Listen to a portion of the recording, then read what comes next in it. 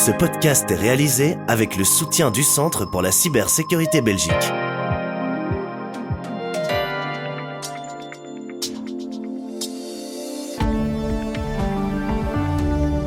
Voici Z sur 7, votre podcast quotidien. Nous sommes aujourd'hui le 16 octobre et votre podcast aujourd'hui est animé par Jean-Pascal Ledoux. Madame, monsieur, bonjour. Aujourd'hui dans votre podcast, nous allons parler des élections communales et provinciales.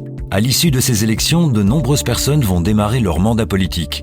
Mais qu'en est-il de leur droit à l'absence au travail pour exercer ce nouveau mandat ? De nouvelles questions se posent et Catherine Méry, legal expert chez Partena Professional, nous apportera quelques éclaircissements. Si le travailleur est bourgmestre ou échevin, il n'est pas rémunéré par l'employeur, il est directement pris en charge financièrement par la commune. Cette semaine, c'est le lancement de la Work Week, organisée conjointement par le Forum et son pendant flamand, la VDAB.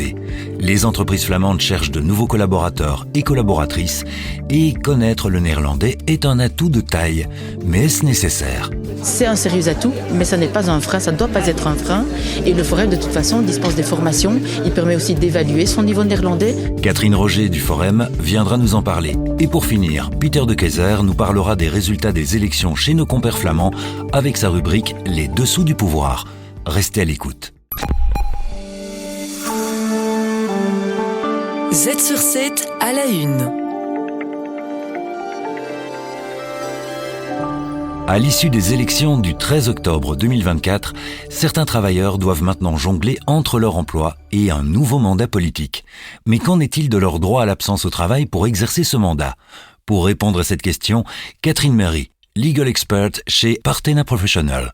Si le travailleur est bourgmestre ou échevin, il n'est pas rémunéré par l'employeur, il est directement pris en charge financièrement par la commune. Si le travailleur est conseiller communal, il est rémunéré par l'employeur durant l'absence. L'employeur est ensuite remboursé par la commune. Pour corroborer cette réponse, Nicolas Bonomi, attaché de presse de l'UVCW. Pour ce qui est du remboursement, c'est une obligation en fait à charge des communes dans la limite de la réglementation et dans le respect des conditions d'introduction de la demande de remboursement des employeurs. Et c'est souvent là que les difficultés sont rencontrées, c'est-à-dire que fréquemment, les employeurs se réveillent au bout de plusieurs années car ils finissent par apprendre la possibilité en fait de dédommagement. Mais en fait, ça doit être réclamé de manière trimestrielle et donc du coup, souvent, c'est perdu pour les employeurs. Le nombre d'élus locaux qui demandent un congé politique à leur entreprise privée est difficile à déterminer. Les chiffres sont dispersés parmi les divers secrétariats sociaux, mais ce nombre serait plutôt limité. Dans tous les cas, le travailleur élu est protégé contre le licenciement, une protection qui dure encore 6 mois après la fin de son mandat. À la fin de ce podcast, nous irons faire un tour au niveau flamand pour analyser les résultats avec Peter de Keyser. Restez à l'écoute. Z sur 7 à la une.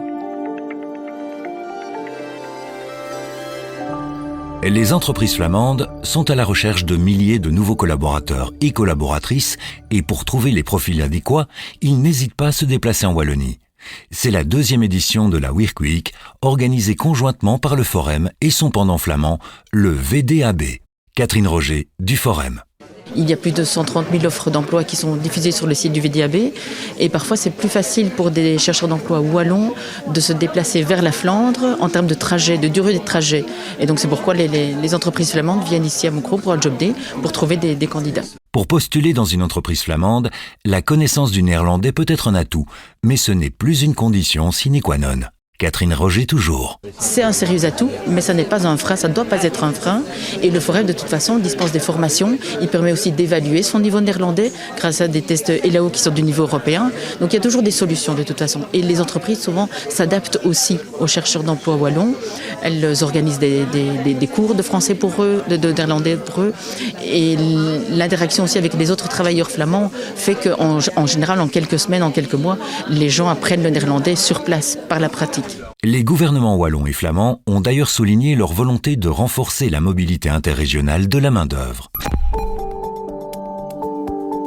Z sur 7 à la une.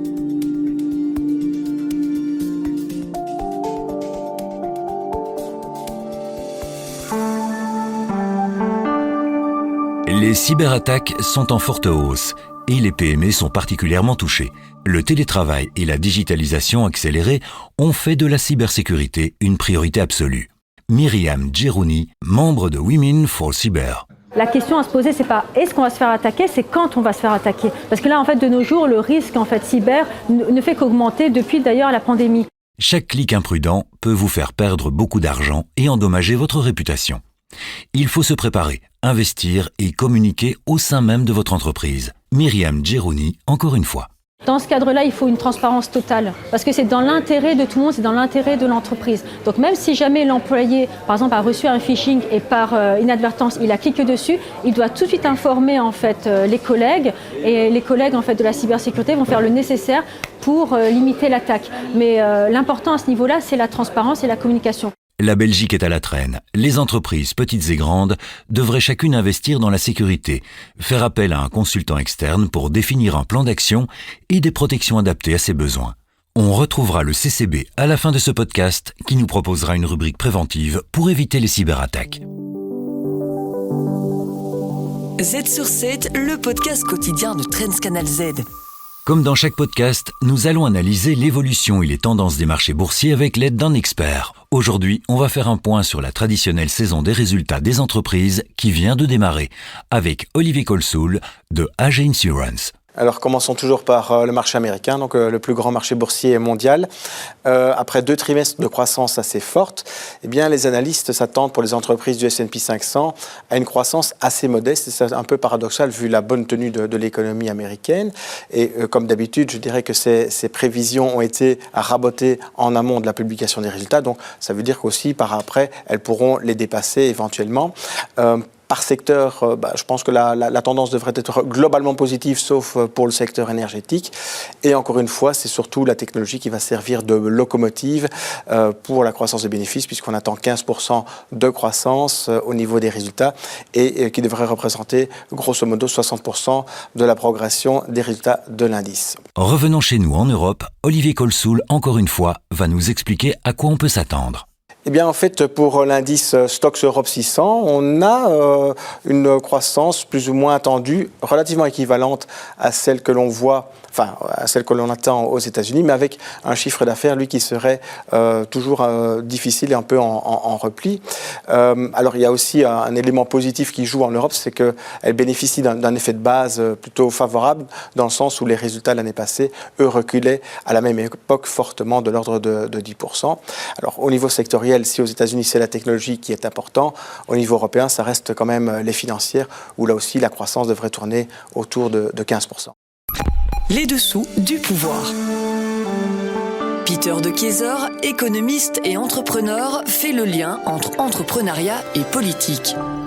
Nous arrivons déjà aux dernières minutes de ce podcast et nous allons parler des élections communales et provinciales. Sur la base des résultats obtenus il y a quelques jours, les partis vont maintenant négocier de nouvelles coalitions pour gouverner les communes et les provinces. Tout d'abord, que remarquez-vous lors des élections locales en Flandre ?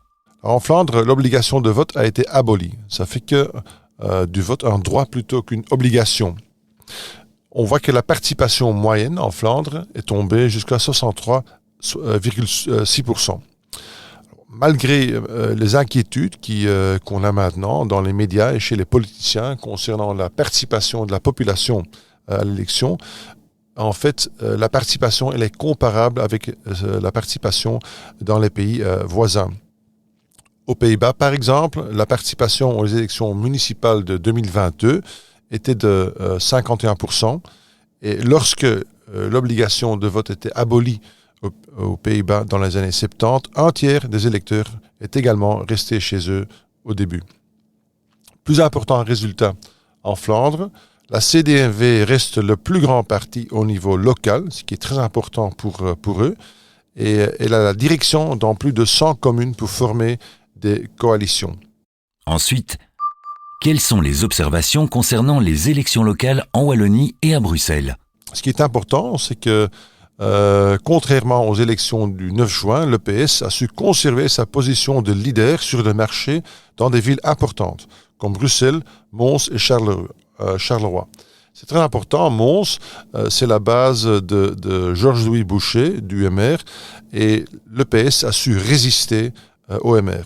Une tendance marquante en Wallonie, c'est que dans les 5 provinces wallonnes, le MR et les engagés pourraient ensemble former une majorité au niveau provinciale, ce qui implique une possible redéfinition du paysage politique en Wallonie. Et pour finir, Peter de Keyser, quelles sont les conséquences pour les gouvernements nationaux ? Alors d'abord, les partis flamands Arizona, c'est-à-dire N-VA, Vooruit et CD&V, sortent renforcés des élections locales. Ça donne un coup de pouce positif au nouveau gouvernement flamand. Au niveau fédéral, en fait la même chose. Le résultat va motiver davantage les partis flamands à former un nouveau gouvernement. Mais par exemple, il y a Vooruit qui va avoir une confiance accrue pour insister sur les points qui sont importants pour elle, certainement dans un gouvernement qui est plutôt atypique pour un parti socialiste. Dernièrement, le PS, avec une confiance renouvelée, peut influencer la formation du gouvernement, à laquelle vont participer l'EMR et les engagés. Ou le PS peut aussi se battre pour revenir dans la course, dans la formation du gouvernement. Merci d'avoir suivi ce podcast. Rendez-vous demain pour un nouvel épisode avec notamment notre rubrique à la une de Trends Tendance. Un journaliste de Trends Tendance mène l'enquête et dévoile les coulisses. En attendant, nous restons dans le thème de la cybersécurité avec une rubrique préventive avec le Centre pour la cybersécurité belge. Z sur 7, le podcast quotidien de Trends Canal Z.